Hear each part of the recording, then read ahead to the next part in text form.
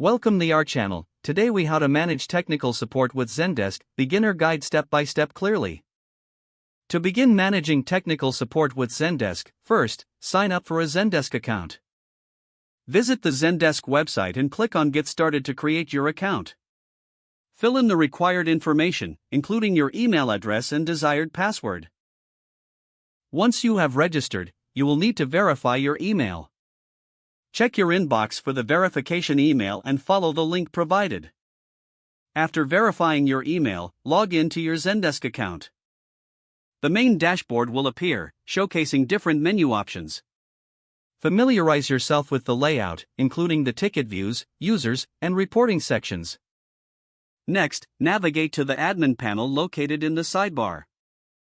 In the admin panel, customize your settings by configuring your support channels. Set up email, chat, and other support options that best suit your team's needs. Now, create user profiles by clicking on the People section. Add agents first, entering their contact details and roles.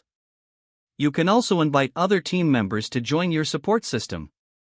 After setting up users, establish your ticketing workflow.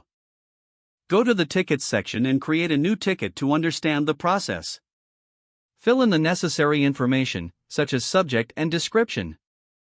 Assign the ticket to a specific agent or team for resolution. Explore the automation tools in the admin panel to streamline processes. Set up triggers to automate responses based on ticket status or type. Next, implement views to organize tickets by priority, status, or assignee. Customize these views to ensure your team can efficiently manage incoming requests. Access the reporting section to track metrics like response time and resolution rates. Finally, offer training to your agents on how to use Zendesk effectively. Ensure they understand how to navigate the system and manage customer interactions. Encourage ongoing feedback to continuously improve your technical support process. If the page does not load, refresh the browser or try again in a private or incognito window.